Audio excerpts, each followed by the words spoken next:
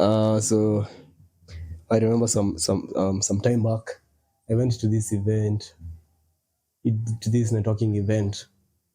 Now, the caliber of people I met there, honestly, walikuwa like kama 10x or 50x maliniko. And I think it is one of the most challenging times in my life, because I figured out, I knew at the back of my head that I have to form connections with these people. I have to form a network with these people, because at the end of the day, it is not about what you know, it's about who you know.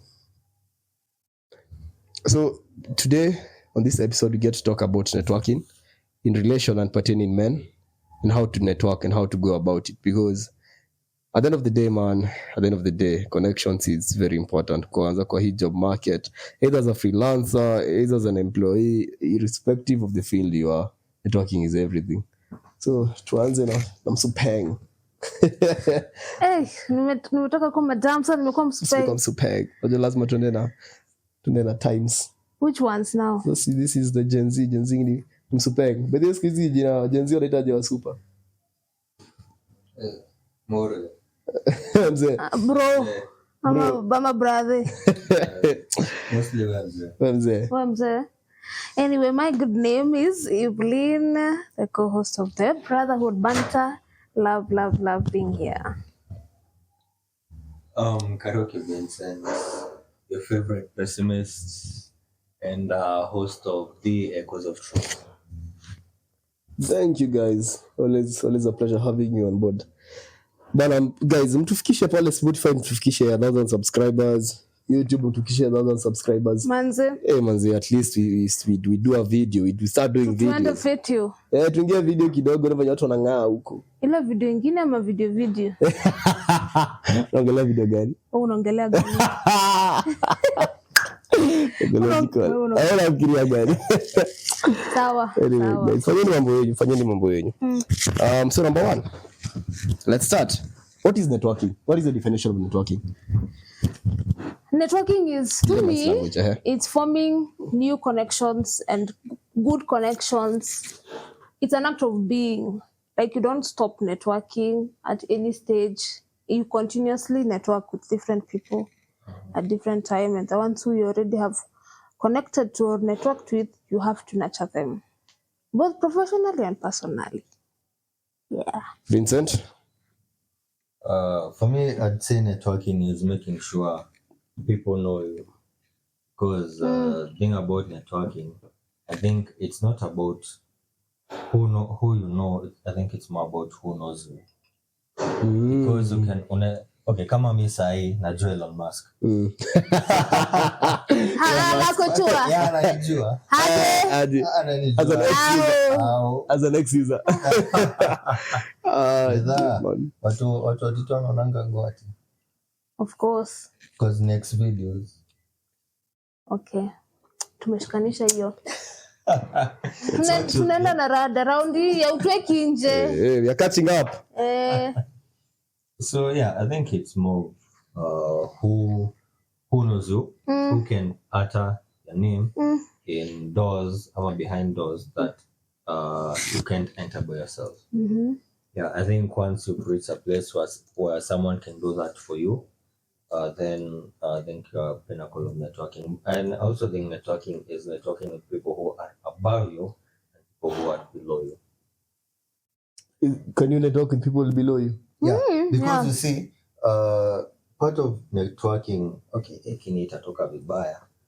Part of networking with, the benefit of networking with people below you is, unaweza pata people below you have a wide range of skills. Now, networking with someone above you, unaweza ongea naye upate, he or she has a want in a particular network, in a particular field that you know a person below you who can do that intelligently. So you're connecting the person above you and the person below you builds a good rapport between the two people. So you become a kind of a bridge, and you help a person at the same time unajisaidia pia, because home psychology yako ukipatia mse reliable utakuwa zile za msana za kapko. So yeah. So again, it's value, whether it's upwards or downwards. It's learning how to recognize value and potential. I think also network vertically. Is it vertically or horizontally? It can even Horizontal. Among your peers. Among your peers, that's very important. And I think it starts with the minute things. People who you went to school with, people who you maybe go to the same church, if it's church mosque or whatever, people who you have like an organization together with, whichever that organization is, it starts with the minute things. Yeah. What's networking to you? My own personal definition of networking is initially, my initial definition was forming bonds or a connection rather with somebody that you know he or she has a value in whichever way possible. More superior to me, my earlier definition was more superior to you, because I feel that when you're looking for networks, you're looking for somebody who knows something X more than you. You get? Yeah, that was my earlier definition. But my current definition, from what I've learned, creating connections among networks, rather from people who are around you, regardless of the value they provide. Because we really do not know about tomorrow. We really do not know about tomorrow. It's true. Okay. So how can someone start networking if they feel shy or introverted? But introverts. You have to get out of your own head. Because I think for the longest time I have been told how my voice is so sharp. So I've been told, because I can remember in high school I was being told not to sing, not to talk, because I was making people uncomfortable, as I was told. Kwanza nimekumbuka kuna time sijui nilikuwa nimeenda, I think ni ya music kama ya drama, tukaambia sasa you do that whatever, you copy what they're doing. Nikaambia hapana baba, soprano yako iko juu. So mimi nilikuwa najua tu in networking I'll really struggle, but apparently not. So the first intentional networking thing I did was a ladies thing, and I carried my friend. I asked her to join. So that actually my best friend, I asked her to join, so at least I can have someone in the circle who I know. Yeah.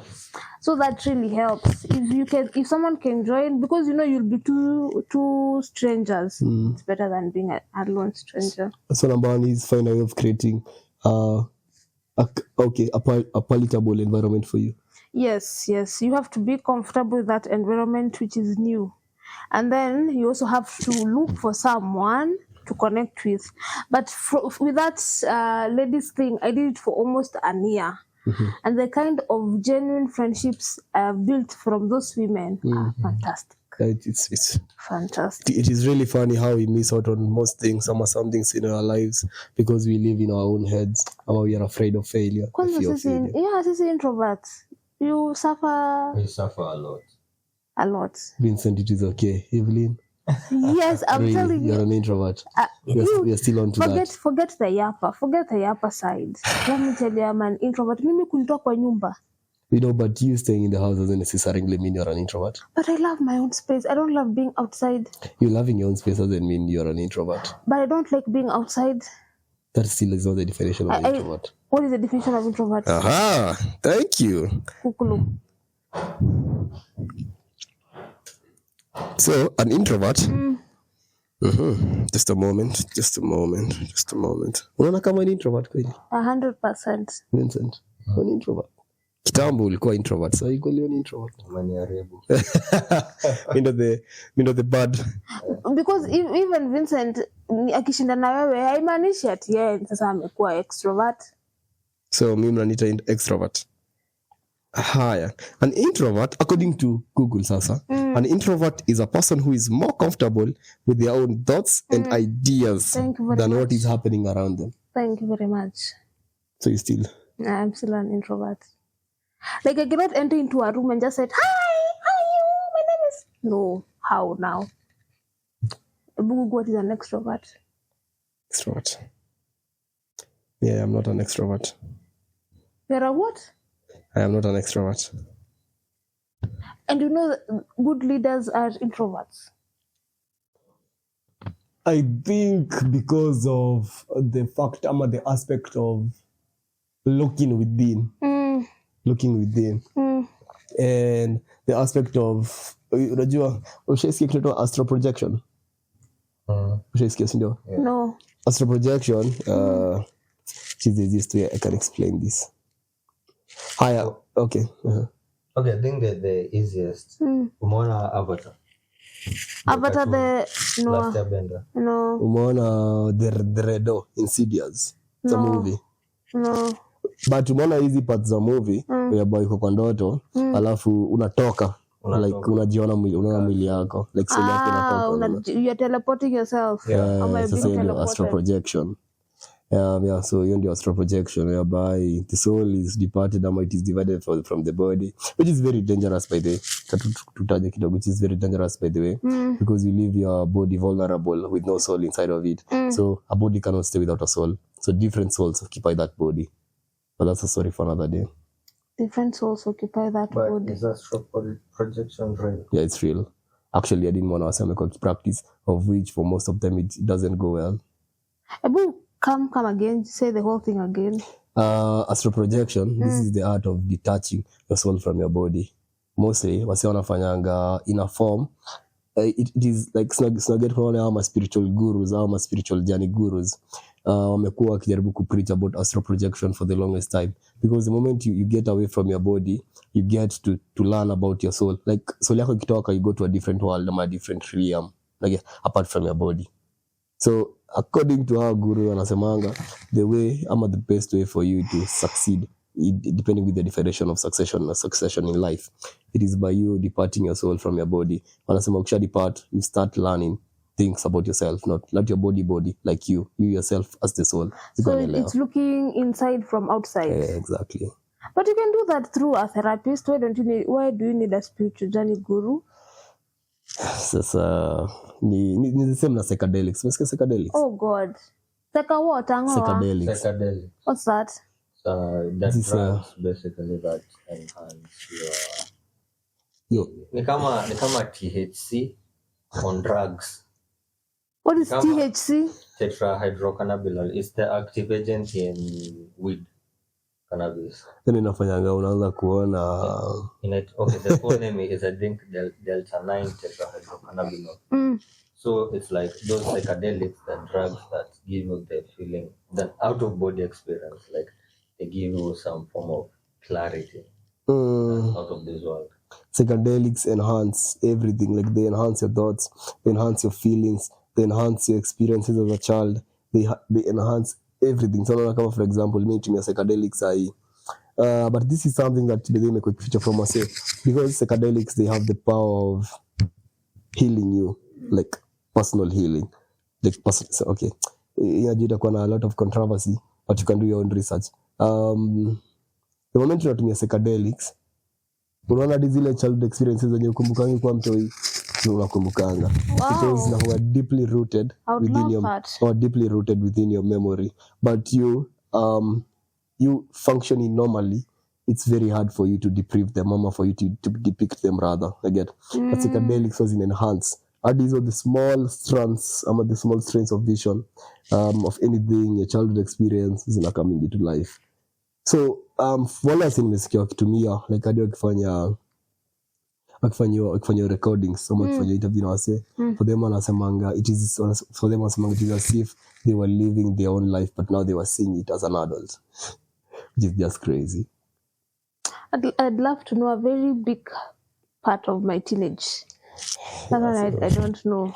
Try psychedelics, but they're damn expensive though. I'll get the money. So an extrovert is an outgoing, socially confident person. Wow. So you're also an extrovert. I'm also an extrovert. I think I'm in both. But also, I don't know, maybe some seasons of my life are more of an introvert, some other seasons of my life are more of an extrovert. But 100%, if I'm with someone who I know, makosa sana, I'm a pure extrovert. But if I'm in new territory, no one I know, no one. Come at you, the church you're waiting me is called Nairobi Light. Why, utauliza kwani huyu yaongeangi? But I may beg to differ. Ukiniacha hapo. But if I'm with the two of you, yapa. But just leave me there alone. Oh God. Will the ground just open and swallow me? What am I even doing here? But I think your point on leaders, I think part of the reason introverts make good leaders, it's because they lead from behind. Most bosses tend to lead from the front. They like wale wanataka kusikika, kuonekana, being the face of the company and all. But introverts are people who like lead from behind. You see the way a shepherd, the way he tends to his flock, he doesn't like lead them. It's from behind. Yeah, so different. Yeah, so I think it's the same, like giving people their own space to allow them to be who they are, but also guiding them on the right path. Yeah. Okay, man, that's deep. So, whoever is listening, kindly give us your description of being what an introvert is, an extrovert. You kuna watu wengine hapa kidogo. Because we need to align being an introvert as in networking and being an extrovert. I don't think extroverts have an issue with networking. I think they do. Unajua, being an extrovert doesn't necessarily mean you know how to pick up a conversation. You can just yap for the sake of yapping. But you see, the thing with networking is you have to learn how to align yourself with different interests of different people and different point of interests. You get. For you to form a connection with somebody, you have to have a mutual interest. Like you can't call this a connection, like a solid connection. Come out to points of interest, our points of mutual interest. The only way I can call you a connection, a solid connection that I can call for it to come through, is if we have a point of mutual interest. If there is no, then you're just somebody else I know. You get? Because even for us to be able to be that relationship, that connection, that network, whichever way you may use to term it, lazima kukuwe na points of interest pamoja. I get, like probably unaweza kuwa na the same mentality, probably you share it, probably you love football, you ni mafans wa Man U, lazima kuwa na ka point of interest. The great Manchester United. Wala timu gani mzee unakaa chini? Success. Oh, you are people who are afraid of failure. no, Failure. they're afraid of something we don't know of. Like we don't know failure. You're just afraid of failure. I usually feel Man City is like a shadow of Man U. Like Man U has this glory, has this thing that even if what happens to us, we are the fans who are loyal to the core of Man U. Whatever happens, That's it's GGMU. It's a cult. Nika Super Metro. Okay. It's full of delusion to people. But Man City is still a shadow of Man U by far. Wow. Adam just got quarter, bro. Yeah. Still have a long way to go. Wow. The confidence for me. Anyway, so we may proceed now. Yeah, what are the most effective ways to approach someone new at an event? Like people don't say, what is the most effective way, General Vincent, for you to approach somebody at an event? Let us clarify. An event for what? Yes. Similar to a networking event. Networking event, so it's related to what the church, it's related to school. Generally. Because tukianza kuweka in specifics, we might not cover everyone. Generally. Because networking doesn't necessarily have to be in a boot camp. Doesn't necessarily have to be in a forum gathering or a forum organization. Networking is everywhere. Clubs. And because the clubs know the best of networking, surprisingly. Na hiyo kelele wote. Among the biggest business deals in history is now catapulted in clubs. I agree, as I have seen with my father many times. But tunashindwa aje. But unajua hizo zile za dogo hiyo. Hizo zenye they are calm, they are soothing, not loud.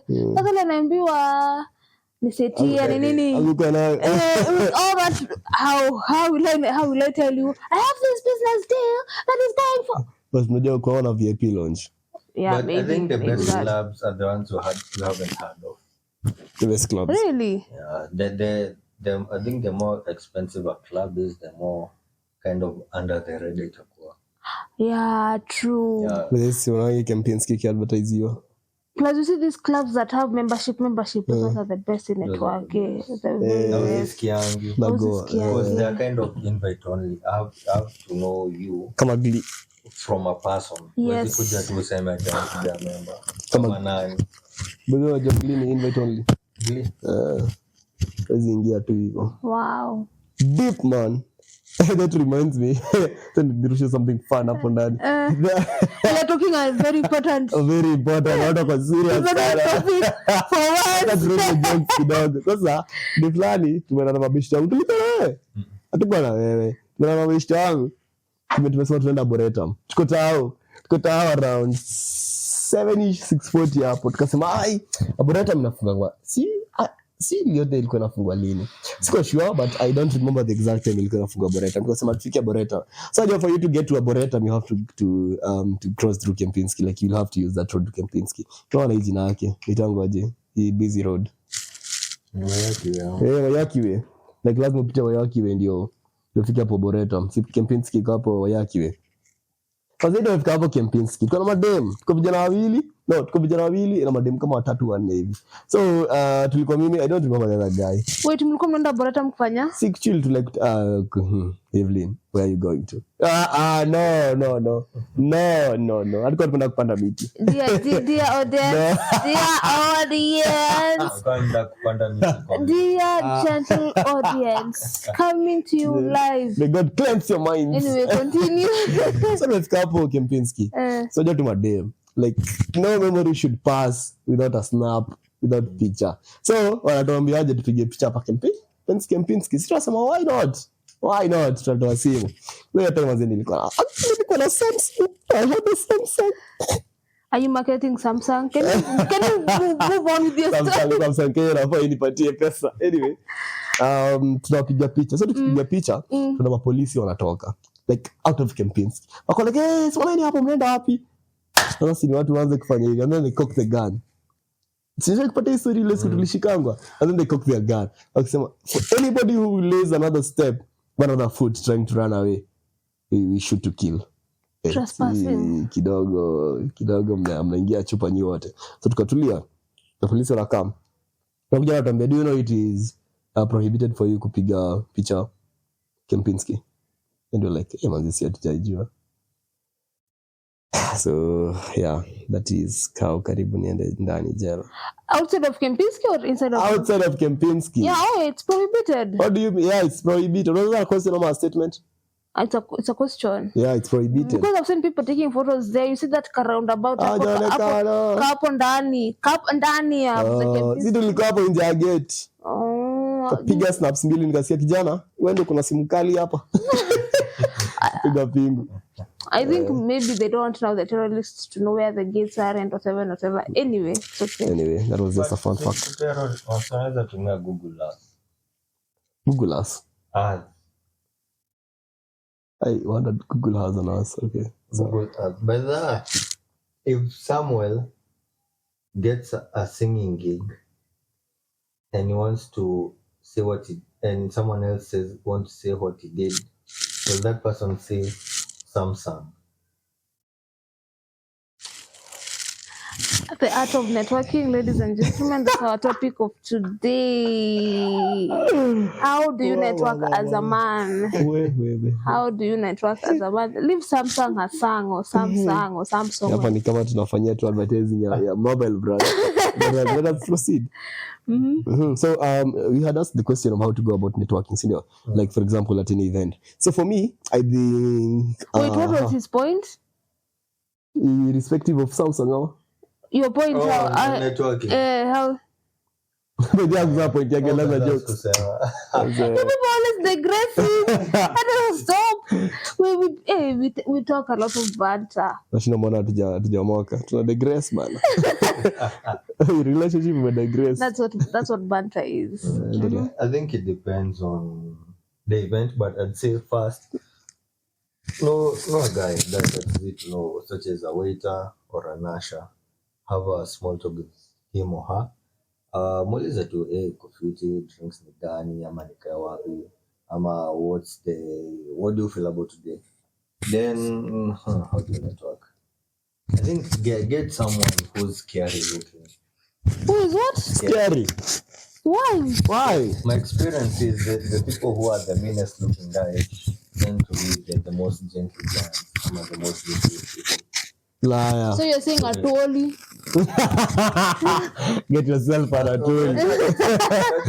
You learn to sleep at night. So it's quite I'm not saying an ugly guy, I'm an ugly girl, a person who the meanest looking. Yeah, unaona tuseme kaa mtu anakaa kwa bodyguard wa Putin or something. He is not ugly, but he has certain aura that is unapproachable. Approach that guy, just say hi, good to see you, nice food or something. It's not a must to have a small talk.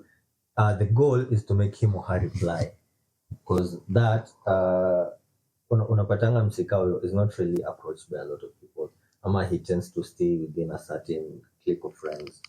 So once you've done that, the dopamine effect that nimemongelesha reply, that will, from my experience, make it easier to network with other guys. So yeah, just have a small talk and know a little bit about everything, because people have different interests, and ways in that useme that networking, what's your business, what do you do, what's your shipping route, like you must start from somewhere. So know a little bit about everything. If you go to something, you have an idea, go to just small talk. Just know a little about a lot. I think that will help. And know how to carry a conversation. And no, kuna jokes. Okay. Yako kama yako. Si kama zangu. Mine takes years of practice. And people to have Good meaning, man. Good meaning. So for me, how to go about networking? For me, when it comes to ladies, it is fairly easy. To what? To ladies, it is fairly easy. Networking with ladies? Yeah, it is fairly easy. It is fairly easy more compared to men, because you find with ladies, just find something that will make her feel complimented. For example, what are my top conversation starters? For me, number one, if you're a lady, first comment on your dressing. Okay, manze, hey, you look good. I love the dress. It's really perfect on you. Just a sneak comment, for the lady. As in, just make sure you find a way of you earning her trust, and the other way around, and her earning your own trust. Basically, create a rapport between the both of you. So that is number one for ladies. Number two, after creating a good rapport, we're starting with small talk. Like other small talk. Hey, how are you doing? How is the event for you? How is it going? How do you like it? What are your own personal interests? Blah, blah, blah, blah. And then from there on, you keep on escalating as things goes by. I'm checking. But don't start escalating from the start. Because if you start escalating from the start, it will end in a charade. To land in tears. Because she'll be like, he's just after my networks. So create a friendship. Create something sort of a friendship. Create a safe environment whereby she can feel she's in a good space to express herself. And then the moment you're conversing with somebody for the first time, do not use criticism. Do not criticize anything they say. Find a good way of maneuvering through the conversation. Criticism is number one. Do not condemn. Number two. So basically, you have to learn how to maneuver through conversations. For this, I can advocate for people to read the book How to Win and Influence Friends by Dale Carnegie. It is a good book about negotiation, sales, and everything that comes with it, and networking. So yeah, that is for the women. For the men, sasa, I just saw normally tricky, because for men, compliments really don't move them that much. It might move them, like in a serious areas for the women. So for the man, I think I try to look for something which is common. Like for example, let's say I might be in a suit, like a 3-piece suit. And the man's be there, hey, suit yako ni mbaya, bro. Ni buy wapi? You just look for a good ground whereby you're not pushing it all the way by being too complimentive, because it might be awkward and queer for the man. You just find a good grounds. Not too much and not too little, for you to create a rapport between you and him. Yeah, from there on, pick up the energy of the person. Kuna watu deep thinkers, kuna watu light thinkers. You cannot engage with a deep thinker in the conversation of a light thinker. You lose his interest immediately. So for me, on sales and on networking, I think it is more of being dynamic. You have to learn when to twist, how to change, how to become this and how to become that also. Because you being static, it doesn't go well. It never goes well. No. So this doesn't necessarily mean for you to lose your authenticity, but find a way of being dynamic. Yeah. And you, Evelyn? I'm I'm still saying light thinkers and deep thinkers. I think that's very important. And people miss that out. Come on, join surface level, please. Don't go speaking surface level things with deep If thinkers. you're a surface level person in networking, shut up. True. Just listen. Just listen. Yeah, just listen. It's important. But then most people on higher ranks, like they love when somebody is hearing them out or listening to them. No, it does more good than you yapping. Actually, I think a lot of one of the biggest mistakes someone does on networking is yes, they are eager and they're passionate to network, but they talk more than they do listen. Yeah. That ends up costing the person because for these kind of big league guys, the first impression really matters a lot. Yeah. So can happen at kifua. Yes, you have the best intention of showing like you're a valuable person, but you'll end up being a turn off because this nigga doesn't want to listen. Yeah. And it is very easy for people to write you off after the first impression. Very easy. They'll write you off with a smile. Maybe the first impression counts very much. A lot. So what can I say? One, research. Let's say you're going for a networking event and there'll be a guest speaker. At least don't go there blindly. Know who they are, whatever they're going to say, so that you can be able to gauge what the audience is going to be. If this person is going to be a gym instructor and he'll be talking about nutrition and physical fitness, please get a bit information. Secondly, volunteer. Ukisikia, especially if you are an introvert, ukisikia akisema, can I get like 2 volunteers to come up here on stage and do something? Be one of the 2 volunteers. At least make people easy up to you, because the same way you are fearing, the other people in that room are also maybe fearing to approach you. Thirdly, how am I going to say? Be easy. Don't be so much on your phone. Don't be so much like you're looking around. You know, there's a way you can tell if someone is agitated. You are turning. You're looking where the waiter is. You're be composed. Composure is very nice, because at least people can know if they approach you. Fourth, if you are in a table setting or whatever, and maybe there's an empty chair next to you, make room for people. If there's someone who wants to sit next to you, don't have some language. If someone is going to make you fair, it's okay. But if you know you're all alone, it's better just to make that room. So I can say when you make room for people. Those are some beautiful insights. Maze. Inaonekana si amateur kwa networking. No, I'm not an amateur. This thing, I have harnessed it over the years. So it is more of a skill that you grow with time. It's more of a skill that I grow with time, that I have had to do with time, because my nature of work involves meeting people who know people who know people. There's this thing called is it the circle of 7? I'm not the 7. I don't know what it's called. In your 7, for you to get whoever you want to get, you'll get them in your sphere of friendships. So yeah.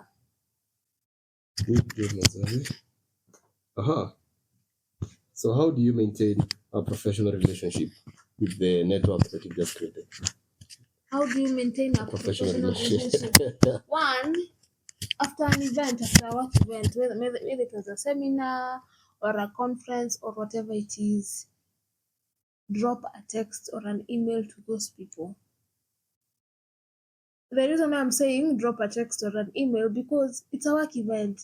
On top of work and other things. I still have to think about an Evelyn that I met 5 seconds in one day, ama 5 seconds in a 7-day seminar. Hapana.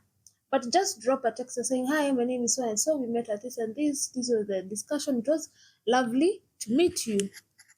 Most likely, if they are also good at networking, they are going to respond. But if they are not, they may just read it and keep it for thereafter. Then maybe in the next, because networking is a thing of being, it's a constant being thing. Yeah. After maybe some few months or few weeks, you can drop another call, catch up on conversation. Especially in professional settings, you may have known what they are doing either via social media, LinkedIn, the company they have, so you can pick the conversation from there. You have to harness the art of making people open up to you and open up with facts. Because in business, in the corporate world, you won't move fast if you don't know how either to bulldoze your way through things or to get people talking. You won't. That's nice and beautiful. I think kuna kitu moja tukuanza na which is very important. We could have started with, you see that now we are trying to narrow down to the scope of a man, right? We could have started with, how should the man groom himself? You see, grooming is very important. Like hapo tumesema kwa first impression, inafaa ku also na grooming. So I think number one, you as the man, or you as the person going for the networking rather, dress well. If possible, if it is dress well and find a way for you to stand out. Find a way for you to stand out. Find a way for you to stand out always. So for example, if it is something which is official, of course you want to create a good impression. Unajua tena appearances was na sell sana. You see, I remember there is this time a friend of mine alimpatia story ya he was not able to get a deal ya tender, hakuwa able kupata tender ya 300,000. Ilikuwa half a million, ilikuwa 500,000. Just because this is the fun part, the substitute ama the alternative mwenye alipata tender, the only difference between him and that person is that person alikuwa na drive gari na yeye hakuwa na gari at that time. But if you even get to look at the bank account ya watu wawili, yake ilikuwa juu ya mwenye hakuwa na gari, but because of the appearance and the impression, msana drive gari, it is not just any other car. Unajua tena Toyota ni gari ya kawaida, unaona, kiendesha kidogo hapo Audi ama Bima kidogo, this impression that people create on you naturally, like it's just like the human mind, like the human psychology. Mtu yote ako na gari ni mtu ameomoka, huyo si mtu anateseka. Social status which is very important. So use the man, try as much as possible, you create the best appearance as possible. So if you're doing a suit, do a clean suit. Come on, you tuxedo, pick a 3-piece. If you're doing a Peaky Blinders, pull out a great Peaky Blinders. Look very nice. Very nice. Create the best of impression you can. Alafu vaa kitu yenye ni tight, kitu yenye inaweza onyesha biceps zako na shoulders, which is kind of revealing. Yeah, which is very true. To men. No, men to men. Not men to men. Unajua mimi nikisema kitu tight ama kitu revealing, si ati ile tight kitu fitting. Si ati tight ya wenye mademo ataka kutuonyesha nyash zizi. Hiyo ni fitting. Sorry ladies. Something fitting. Something fitting. Alafu there's some, I think, couple things. The small things matter a lot, like your cologne. Alafu your watch and your belt and shoe.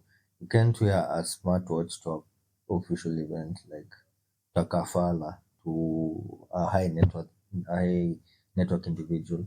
Alafu they say your cologne, your scent shouldn't exceed a 1 meter radius. It's quite too much. Like, once person enters into your personal space, let them bask in your cologne, but once they leave your space, it's quite ati ile unaingianga mat unapata unakaa mbele lakini unasikia perfume huko nyuma.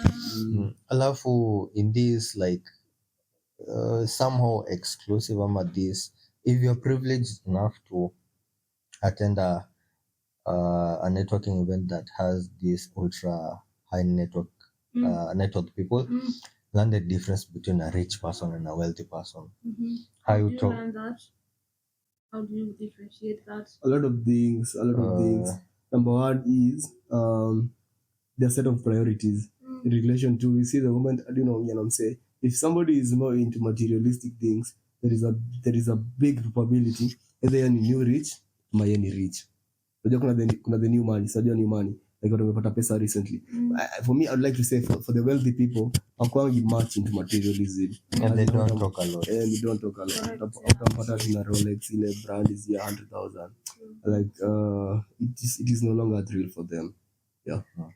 Yeah, no, just know the difference between a wealthy person and a rich person, and know how to talk between the two. Because one I think for kind of rich guy, you in a way have to stroke a muscle this ego to get what you want. But for a wealthy person, a person who's kind of comfortable in his own skin, mtu hataki validation ya mse yote, if you go stroking his ego, manze, utakula beauty kingine massive. Alafu for such events, I think I'd advise for you not to network in the first day. Yeah, for like those exclusive events, if it's going for maybe 2-3 days, the first day anza kwa bus. Yeah, anza kwa bus ama kwa SGR ama kwa plane. Okay, unaona ka hiyo event inaenda siku mbili, na it has some ultra high net worth individuals. The first day, just soma rada. Usiongee na read the room. Usiende hapo na kifua mbele ati unaenda ku network. Doesn't work like that. So you really have to be intelligent. Yeah, you really have to be emotionally intelligent. Networking. People smart also. People smart. Lazima kwa people smart. Yeah, lazima. No jokes sama msee, hizi jokes sama msee na AI. Uwezi. The people smart, lazima kuwe you know how to. I think I've remembered one thing. There's a tender opening I went the other day. And I knew nothing. I've never been to such event. Guess where I sat? Yeah. At the front. The front. Correct. Why? In networking, if you know nothing, you understand no one, sit at the front. Because the bosses, ama the people who are there, will remember you. They will see your curiosity. They will see your urge to learn. And the people behind you are going to want to speak to you for them to be able to know what was said. Either way, it's a That is win-win. very smart, man. 25.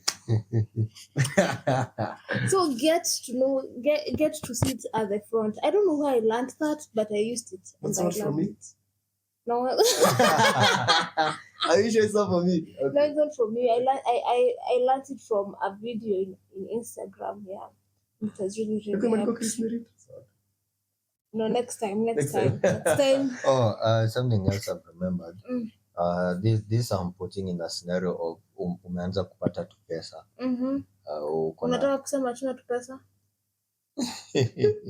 Or you're talking to the audience. You're saying our audience don't have money? What do you mean, bro? What do you mean? Like the money you can comfortably go without working for like 6 months. Uko sawa. That kind of money. Yeah. Assuming uko na tu pesa, there's still a guy who's above you. There's always a guy who's above you. Avoid electronics. This hii kitu moja niliambia mistake watu hufanya, that just because uko na note ama uko na the Z Flip, that unataka kuchukua notes na S Pen to seem like fluent. Yeah. Bro, utaki tununue Samsung Z Fold bana. I'm not against take notes na pen. Take notes kwa kanisa. Manifest. Fungua hivyo kwa kanisa. Kwa kanisa andika notes nayo. Kwa kanisa utawekewa guest of honor, unatoa hapo pesa. Guest of honor ili achwali. Guest of honor unaitishanga bahasha. Unataka so. Siku wanasema ebu ambia chairman umeandika nini kwa bahasha? Kwa bahasha kuna pesa ngapi? Umeweka ngapi mkubwa? Umeweka ngapi mkubwa? Chairman, you have very fancy names. Ogopa bana. Ogopa. So yeah, like invest in a appealing notebook, kinda go old school. That's the point. Achana mambo ya S Pen, tunataka kuchukua notes kwa simu, tech savvy and such. Go old school in like these high networking events. Achana gadgets. Okay. So actually we've digressed, as we always do. So we digress. Yeah, the question was How can you maintain a professional relationship? I think with we your have, network? we have explained well. See, we've Digressing. explained. We've explained. She explained and then we digressed. We have both explained and digressed. Okay, how to maintain Professional relationship. professional Lakini ile value. akutext saa 8 usiku Kuwa na ati value. hi, I liked how you were dressed today. Kwa na value. Actually, hiyo mambo ya compliments achia kwa physical form. Don't go complimenting someone kwa simu. Kwa simu, be straight to the point, because these people don't have the time to read through your quote unquote bullshit. Hawana Hiyo time. So me go straight to the point. If inaweza hata kutext, if haiwezi haiwezi. Simply. So for me, how to maintain a professional relationship? From the start, the pilot stages, make sure it is at a professional point of view. Address it from a professional point of view. But that's Namanisha. Do not lead him on something which is not professional in the first time. In the first place. You get? Because usianze kuflirt for you to get the business deal. Lakini kama unatafuta pipi ama unatafuta kopwana. Sasa labda useme hivyo kidogo, ungesema hivyo story ni different. Ukisema hivyo madam, story ni different. Kosa ni yetu. Smile guys, flirt. Yeah, but it also depends on what you're looking for and what you want to get out of the network in the first place. So if it is a professional one, maintain professionality all the way down. I get, because there is something with the balance between hizi networks. Kuna big probability unaweza fanya hii kazi ingine, quote and quote hii kazi ingine, and then you lose the network. I get, like the moment somebody tries to perpetuate you to something which is some sort of sexual exploitation, and losing value yako ama losing trust yako, and they don't see any essence for you being their network. I get, but this is more for the ladies, because I think for the men hawakuangi prone to such things. Wako lakini it's not as prone as ladies. I get. So maintain your decorum, maintain your dignity, maintain who you are, your values, your principles, and the other partner, or the other party on the other side, they will respect you and how you respect yourself. Are we at par? We are at par. And you respect yourself. Very, very correct. Yeah. But I also think networking is in different forums. You know, there's women to women, there's men to men, there's women to men, and there's men to women. Women to women, men to women, men to men, and women to women. There's so many levels and layers. You just have to know. Like most of the time, it's either mixed or one gender. But then men network. Like mnakwanga hizi forums za kunetwork. Yeah. How can kama hii podcast? Yeah. Nice one. How can men find networking events for purely men? Number one, I think one of the ministries zinazofanya sana sana zio invest in such things in church. Church inaona hizo vitu sana sana. Men, like kuna section of men. Kuna pata onto the brothership, the brotherhood fellowship, the brothers fellowship, sijui nini. So hiyo inakuwa men. Kama kwetu kuna PCMF. PCMF, hiyo ni wanaume. Church na women invest in such things. And also I think huku nje ziko, but si mingi, like they're very rare. Have you looked for them so that you can see haziko? So niandike homework. Makosa ni yangu. Ziko lakini ni very. I think ni chache sana. Ziko, and I think also they're very exclusive and they're very kind of expensive. Like I think zinakonga more on people who know each other. Yeah, because I see like Burale normally has them. Leave the one that happens on 14th February. Leave those ones. Those ones for 14th Feb. Zinaitwaje? Man cave ama kitu kama hiyo. It's a man thing. Ile Conference, men's conference. Yeah, men's conference. And everything. 14th Feb iko ile siku ya nini? Yeah, so see they are against that. They're like usidanganywe na wasichana. Usiende kununua maua. Beza mwanaume kununua maua inakuanga weird. Really now, let us not digress. Let us focus. So we will anyway. He's a natural pessimist, guys. How can you find networking events for men? Gym is one. But the gym. Gym is one for sure. The church is one. Which other one? Of course, clubbing. Men purely. Oh, purely. But hadi gym siku hizi kuna wanawake. Gym kuna barber shop. Barber shop. This one. Actually they are kwa number 1. Barber shop ndio like But go to place a barber shop now itabidi utoboke. Because gym utatoboka. Unajua gym natoboka monthly hutasikia uchungu. Barber shop it's a one time thing. Like you're going to drop like 5k. But you're going to get utatoka na quality networks. So networking kidogo itaki mtu ako na damu ya Ukikuyu sana. What are you saying, Wakikuyu? Why are you being tribal, bro? I'm not being tribal. Are like you unajua sisi watu wa Morema unaambia mtu actually hadi si ambia mtu tu umenyolewa na punch cause leza msinajua place ya Roabe pale unaje na punch sasa ambia mtu umenyolewa na 5k sasa atakuona una akili. But at the end of the day you know what you're getting from it.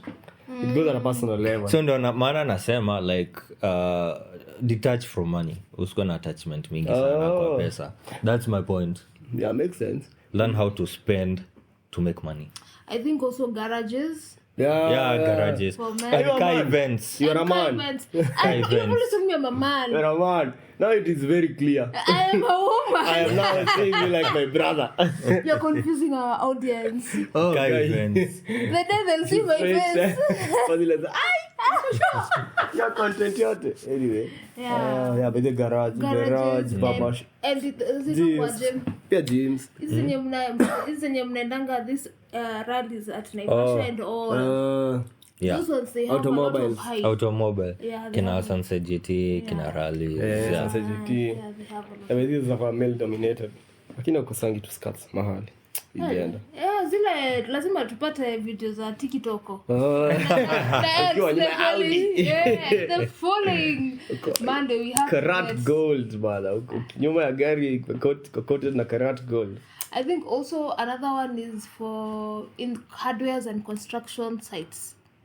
Because even when people are building, who are more involved? It's men. So ndio hapo ndo mtapatana. Wewe unaweza sema mimi najenga huko na unajenga huko, ni simiti gani mzuri? Ni wapi naweza pata chuma mzuri? Doshi. Foreman naweza toa foreman mzuri and such. But then pia add pool, cheza pool. Pulling the games. True. Oh, nilikuwa nimesahau casinos. Trust me, casinos has some of the biggest ballers. Are we fighting addiction or we're fighting Casinos si watu wako na addiction. No, casino is for betting ni watu wa vieta, watu wa ndege. Casinos is on another level. It's gambling but it's different. Casino is like a building. Casino is like the building. I know it's a building, but it but doesn't okay, have it's still gambling, but I think it's gambling on steroids. High-end addiction. Yeah. Okay, casinos are not for people on a salary. Usually. Wezi ingia hapo na mshahara yako. Kidogo. My lord. Mic drop. Kingia casino tu entrance kidogo ni mshande man. Yeah. Ndio kulikuwa na nayo na nyuki ikafungango. Nilikuwa pale juu. Ilikuwa imespap a lot of things. Enye ndio maana the gender inatupatianga themselves kama gifts. Because finding a man activity is expensive. Because I'm gonna say golf. And golf is expensive. It is. But once now umeingia and you've made a connection, nivo, we shall make it. The golf. Golf has the old money guys. These are babas. That's the sweetest money. Hey, what is it with the sound though? What is it with the sound? Old money or new money? Old. Women and money. Old. I'm a Kikuyu bwana. Hey, I can also say school conferences. Like, this is our toto. Sports game. Wababas. Si shule zote. Wababa wendezo vitu.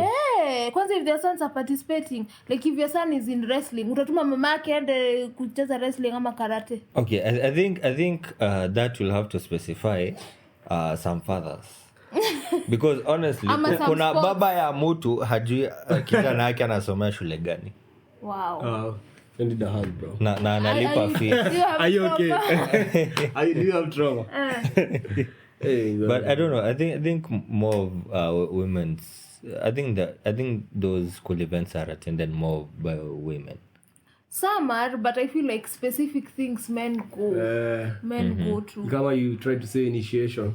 Initiation, of course, definitely. Oh, na this Izembas. Gidembani. Izemba nikaa chai. What is that?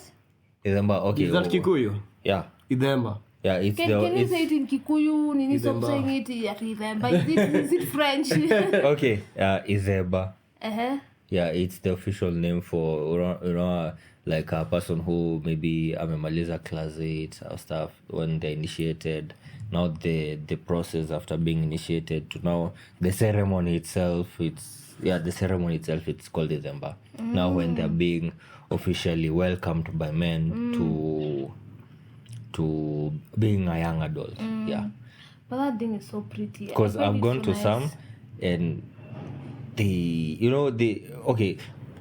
thing is with these dembas they're done by men.